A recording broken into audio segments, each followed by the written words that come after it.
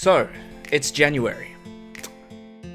It's almost balance patch time, and I think we all know how I feel, and probably, judging by the response to my recent video, how a large majority of people feel about RTA right now. So, what I'm going to do today is we're going to go through and have a look at some of the things that I would like to see going forward in the next balance patch, upcoming January balance patch, which, you know, we've been led to believe is going to be crazy good. Will that be true? Well, I guess we're going to find out, but I'm going to go through some units that I think, some changes that I think that would be appropriate. I'm just going to get it out of the way. I'm going to go over a couple nerfs in this video. I don't reckon we're going to see all of them. I mean, at most, we've seen like last patch was like 5 nerfs, and that was abnormal. That was a lot. So I don't really think we're going to see that many, but I'm going to list some of the nerfs I'd like to see anyway. You know, just put out a wide range, but realistically, I don't expect any more than 2 nerfs, to be honest. So let's go through and start with some of these. So with the first nerf, this is going to be one that I think is pretty clearly, obviously going to happen, given how strong this unit is and how unsustainable his numbers and his impact on RTA has been. This is Benhand. This is stupid. This needs to change immediately. Personally, I still think that this unit still warrants a hotfix because it's ridiculous. Look, I'm all for, oh, we need time to adjust to new units being really good. Yes, that's true. I always want to see that first, but it's been a month and his pick rate is still the highest and his win rate is still 52%. I feel like we've had enough time and it's quite clear that this unit's ridiculous.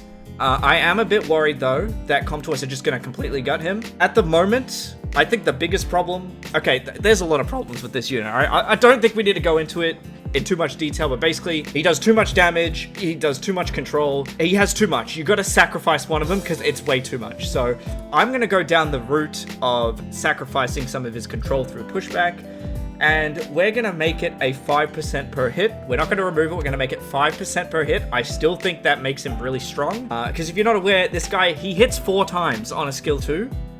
4 times, that's a lot of hits. That's still 20% pushback, and he's doing ungodly damage. He's still really good. This brings him, you know, back down to earth though. So I'm gonna say we're gonna get this attack barring decreased by 15%. We're gonna move it to a 5%. So I think that would be fine for him. All right, next up, I think this will be the last of the normal element units. I'm gonna be honest with you. I think this is pretty much it. Let's go with who I think has been a major problem, Josephine. Now, I've put forward a few ideas with this unit before. Let me just be clear.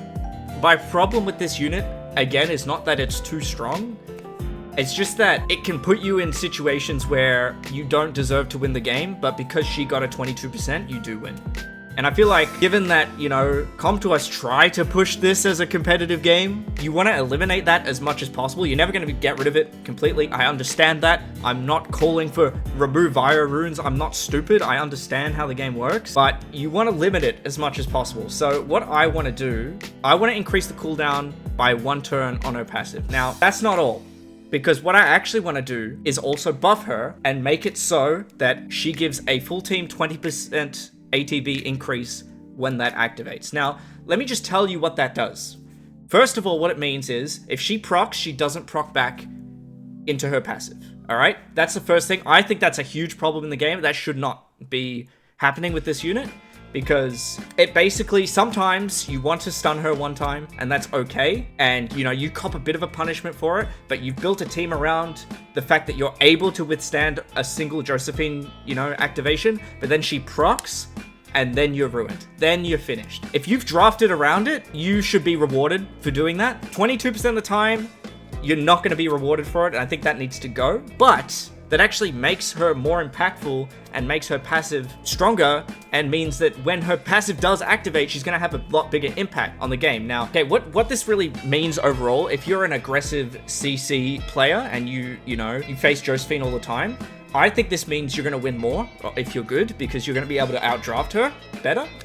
And if you are someone who, you know, plays a bruiser, slower game style, you know, more reactive to your opponent's draft, this is going to be better for you as well, because it means, again, if you're a good drafter, you're going to be able to get more out of your Josephine pick, and instead of if you're just someone who spams Josephine, the second you see a unit that stuns, you know, it just makes the game, more complex, all right? So I think this is a good change overall. And look, you could argue this is a nerf of Josephine. She's got very good numbers. A nearly 20% pick rate with a 52% win rate. I think that's inflated due to the proc shenanigans that I just brought up, but I would change that. It's not even a nerf. I said a nerf. This isn't even a nerf. This is a change. This is hardly a nerf. That makes her better. To be honest, it makes her better. It makes her more consistent. Now, for some of the other nerfs I want to see, I'm going to go with Gianna first. Again, just like Josephine, I feel like this is more of a change than a nerf. And the main problem I have with Gianna at the moment is that she is super inconsistent, but despite this inconsistency, she's still really good. Now, what that screams to me is that we need to make this more consistent, and you may have seen my recent YouTube short that I made on this. I think this skill needs to change. I think it's quite clear that this stun for units that don't have beneficial effects is clearly too strong, and Comtois's response to just keep lowering the activation rate doesn't address the problem at all. All it does is frustrate people. If you're a Gianna owner, makes your unit feel inconsistent, because 75%, that's still most of the time, right? That's still most of the time, but on those kinda uncommon occasions where you miss, you feel it because you're the Gianna user. Now, again, it's 75%. It's not super common, right? And if you're playing against a Gianna, you don't have the Gianna, so you're not seeing it every game, but you're gonna see this fail a lot less. So it also feels worse for you because the game has told you, oh, you've got a 25 chance to resist this, but it seemingly never happens to you. Obviously, that's anecdotal, but do you see how that, for both players, it makes the gameplay experience worse? So what I'm thinking is, if there are beneficial effects, you know, you keep it the same. But if there isn't, what if it's a 20% absorb instead? So basically, if you're using it, you know, after the first rotation, there's no buffs, you basically just treat it as a way to cycle back into your bomb. I mean, I feel like that's completely fair, and that, in fact, I don't even know if that makes her worse. It could. There's an argument that it could. But as it is right now, this is just putting in an RNG element that doesn't need to exist. You know, let's make it 25. So if you land everything, you get 100% attack bar, all right? And you're taking 25 away, so you'll most likely move again and then use this chance to get your bomb, all right? Instead of this 75% chance to stun, this does not need to exist. All right, so the next one here, again, this is more of a change. Now, I want to be nice to Nyx, all right? Because I understand that this unit has been around for a long time and has been awful. And Nyx owners, you know, you've been enduring the pain for a while, okay? So I get it. I do get it. I know what it's like, okay? I know what it's like. And I know what it's like to have a unit that's been bad for a long time get nerfed into the ground, okay? I de-ruined my Zeratu, all right? I know what it's like for them to gut your unit. So that's not what I want to do. What I want to do is, step one, we are going to remove the 10% attack bar increase completely from the passive. This skill right here is so uncompetitive and makes Summoner's Wart look like a joke. The concept of this is just stupid. If you know, you know. This, on paper, is supposed to act as a punishment for people who run low accuracy on their units, and I get that. I get it. But this 10% attack bar increase also then extends to literally punish the player who outrunes, outdrafts, and basically deserves to win the game. Now, it's a rare chance of activating, right? But the fact that it can happen just speaks to how uncompetitive this current meta is. This is a unit who you see in 24% of matches, and the fact that this is even possible on a unit that's picked that much is dumb. If you want a prime example, let me show you. Now, I want you to watch this. So in this battle, I outsped, and my water pig is on max accuracy. So keep that in mind. Now, because of the Nyx there, I lost the game. And did I do anything wrong? I outruined, I outdrafted, and I basically won the game, but because of a whatever percent chance, the game decided, no, I'd lost. And that's why I think his win rate is a bit inflated at the moment. It's because of that. So we're going to remove that. But what we're going to do is we are going to increase, as part of the passive, I think it works better if you add this to the passive, we're going to give a global 20% activation rate increase to anything that he uses. So for his skill 1, the glancing hit is now a 70% per hit, and the cooldown increasing chance is now 100%. So basically what this does is this encourages you to use Nyx more aggressively. And this is not broken. It's 1 beneficial effect removal and a 1 turn cooldown increase. This is not broken. He's 101 base speed. All right, let's calm down. This just forces you to use him more aggressively. And honestly, it makes him better. And it means that you are no longer being rewarded for having poor drafts or getting out-ruined. Simple as that. That should not be in the game. I don't think anyone would disagree with this unless they're probably one of those people that likes to sack with Nyx. So feel free to expose yourself in the comments. By all means, we'll all know who you are. Yeah, I think that it literally makes him better. So I don't know why anyone would disagree with this. It's not broken. If it is broken, well, we could just test it. We don't have a test server. Come to us. This is why you have a test server, so we can test these things. All right, so next up, this one pains me to say. I don't want to do it. I don't want to do it. We could have a look at Dark Monk. This is in a similar boat to Nyx. This unit has been ass for ages. I really don't want to. This unit is cool. One of my favorite units. But if they had to, I would go like, I'm gonna be honest, if you had to nerf this unit, I think eventually he will. We could probably hold this one off for, you know, a couple patches or so, because he's not, I want to say he's not uncompetitive, you know, he's just really good. If you had to nerf him, I would just make it so that the harmful effect block removal, it only lands on the target that you select. That's how I would do it. I don't even think that is that crazy, but if you had to nerf him, that's what I do. I just just a really small nerf. I'm gonna be honest, I could leave this guy alone for 2-3 more patches. Eventually, I think he might have to get looked at, because he's pretty good, but this one's not urgent. But look, if you had to nerf him, come to us. If by some random chance you're watching, do it like that so you don't gut him, okay? Now, the last one I want to have a look at today is probably who most people would agree is the strongest LD5 in RTA at the moment, and that's the Light Gojo. This one is tough. This unit is good, at least in my opinion, mainly not because any one particular aspect of his kit is really good, it's just he's so versatile. Like, you're telling me this unit can cleanse, you know, it does strips, so it's a good setup. It does pushback, so it does control of its own. It can stun on skill 1, you know. It's got an interrupt mechanic, the sort of passive-like nature of the 3rd skill, where you increase your attack bar and your skills on cooldown. And he's got crazy base, he's got a 106 base speed. This unit's crazy, all right?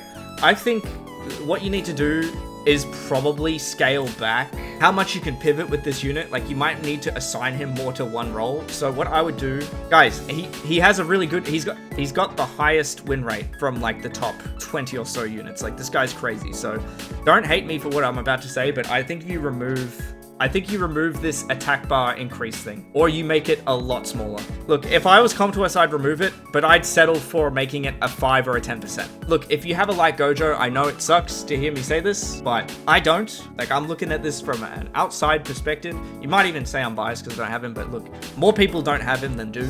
I feel like this is fair. This unit is ridiculous, sitting on a 21% pick rate and a 53% win rate. I think it's only fair.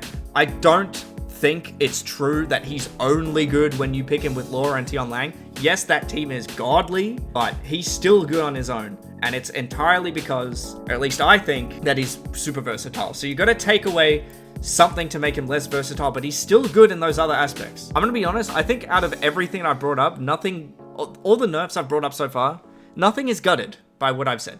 Absolutely nothing is gutted. It's just a tune down. And that's what I want to see. I don't want to see Comtuous absolutely fucking throw something into the ground, just completely ruin it. Just small adjustments, okay? So that's what we want to see. Now, look, buffs, this is harder because there's a lot of units that need buffs, like a lot. So it's harder to narrow this down. So I'm going to go through some of the ones that maybe for some more recent units or for some things that I'd like to see the direction of the meta go. I'm going to make adjustments based on that. So let's have a look at some units I'd like to change. All right, let's start off with some, what I'd like to call some free wins.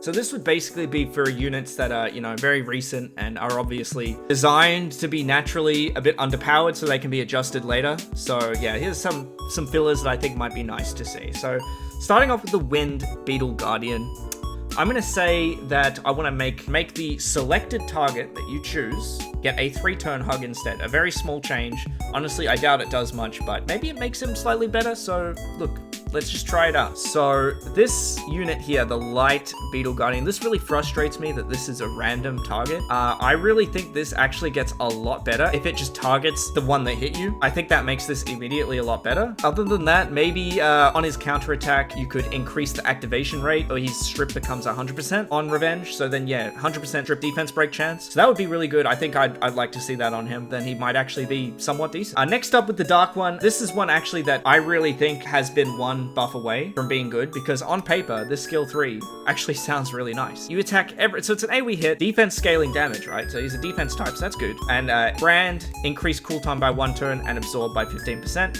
I think that's fine. So what we're going to do is we're going to turn this into a triple hit, but we're going to change the attack bar absorb to 10%. So the absorb stays at 30% overall, but you now increase cool times by 3 turns if you hit this AoE. I don't think that's too crazy. I think this is a change that makes him actually quite good. Potentially maybe too good, but we'll have to see. I think that sounds quite good. Now, with these arcane weapons, this is a pretty obvious change that needs to happen. I think we need to see a multiplier increase on this second skill. I think it's a common problem with these 3 that this second skill just does no damage. I think it needs a major increase in damage. Both of these 2 units here rely heavily on skill 2 actually hitting hard, and it just doesn't. You can put these guys on a full rage set and they just do absolutely no damage. So I think basically I'm gonna say for the skill 2 of the arcane weapons that have this skill, let's just increase the damage, but by a lot. Like, I'm talking a big number, not this 8% bullshit. Like, this needs to be a huge increase. Now, with Christine, it might potentially need a rework of sorts, but let's say for now, let's increase this healing amount to 25%, and we may have to revisit this in the future. This might need something like a cleanse, something like that, for it to be really impactful, but the way it is right now, it's not super impressive. It might potentially need a rework, but let's start by changing the heal from 15 to 25%. Okay, now, with some of these Tekken units, I think, I heard this on someone's Twitch stream. I don't remember who it was, I'm very sorry. I heard a really cool idea with the water Hwarang, and I think this makes him really interesting, and might potentially help with, you know, a bit of this water monkey monopoly we have a bit, you know, with these high base units. It's mostly just, you know, water monkey at the moment. I think this guy's skill works really well if you give him a base speed increase awakening. So basically, you get a speed boost, and you set the attack bar to 0, and get the attack bar, and you ignore immunity. So you go through immunity. Give this guy a base speed awakening. Again, this one to me potentially might be too good. I don't know, not 100% sure, but look, the rest of his kit doesn't do much. It's absorb and like multi-hits. Like, I think this is a pretty free win. Now, I think in the current meta, we need to start seeing some stronger control units, because we're not really in a point in time where you get rewarded very well for playing control, especially since there's a lot of sack units that can just take away your win for no reason, and they happen to be meta. It's not like they've never existed before, but they're in meta now, which is sort of a problem for consistency's sake. So what I think a way that you might be able to improve this is to give more units anti-cleanse, or to make the existing anti-cleanse units stronger. So what I'm gonna do is actually go to Beth, and I'm gonna change this attack bar decrease to a 50% in proportion to the number of harmful effects, pretty much so you pretty much always get 100% pushback on her skill. It's gonna make her better as a control unit. Again, guys, it might be too strong, but also if I was comp to us, I would have a test server, so I would know beforehand. But these are just ideas. If you want to play it safe, make it 40%, because right now it's 30, to help against some of these sack RNG units that are making control super hard to play. I think this is a really helpful change. Similar to that, I'm going to take my guy, the Fire Geralt, and what I'm going to do is just give him a 1-turn cleanse block on top of what he already has, just to help with the existing kit. I mean, look, he's not doing too well, is he? I don't think you see this guy a lot. Let's give him a 1-turn cleanse block, and we'll see how that goes. While we're here, I'd like to make a slight adjustment on Daisy as well. At the moment, if you don't really know what this does, this is an anti-Heigang unit. So, you know, an anti-Heigang unit with a high base. So what I'd like to see is, on top of this, just only on the selected target, do a 20% attack bar pushback, similar to what the Water Pig does. I don't want to give this an AoE pushback, because then I think this is too good, but just another weapon to have in the back pocket against Hey Gang. Now, because of the things I've just mentioned, control would naturally get stronger, so I also want to give some tools to the more reactive players to be able to respond to this. And the way that I don't want to do this is to give you more units that increase chance of glancing hit by 15%, or randomly revenge stun you. I'm referring to some very specific units here. I don't think they're competitive, so we're going to do something else and actually give you agency and allow you to outdraft your opponent if you're actually better and get rewarded for it. So the Wind Pole is currently immune to attack bar reduction, and increases the attack bar of all allies by 30% whenever an ally's school cooldown increases. So when you get reset, you get a 30% boost. Now, just like Freya, who decreases the effects of attack bar decreasing effects by 20%, I also want to give this to the Wind Pole. I don't want to give it 50%. That might be too good, considering he's already got a pretty, decent-ish passive right now. So let's keep it at 20%. Just, give yourself that extra little bit of tools that you might need, just so you got a better chance of cutting back in when your opponent's trying to control you. And one more change I want to make with the Water Nezuko. Let's just say that at the beginning of the match, let's activate her passive and let's give her a shield at the start of the game instead of just needing to actually take a turn. That way she can actually be used to counter control, because as it stands right now, it just makes no sense. And honestly, let's make it so the first shield doesn't need to decrease her HP. Let's give some more options to the reactive drafters out there. And overall, those are pretty much the changes I'd like to see. Let me know what you think. I'm basically trying, overall, my goal, if I was Comp2us at the moment, I would be trying to take as much RNG out of the game as possible. You can't get rid of it. It's a turn-based game. It's required at some point to keep the games fresh and not just the same thing happening over and over again. But I want to give more options to all players, so you're not forced into a particular game style, and just overall make the game more skillful. Yeah, minimize the amount of RNG happening. I think a lot of people would be happy with that, and look, if you listed those changes, I think we'd be in a lot better spot in terms of the meta, just because I think the meta right now is not good at all. Just full stop. I think it's not fun. It's not rewarding for any skillful expression, and there are a lot of units at the top that are very good, and it drops off very quickly. So we're hoping to change that. And yeah, if you guys did enjoy, please leave a like, subscribe. Thank you for watching, and I'll see you all later. Goodbye.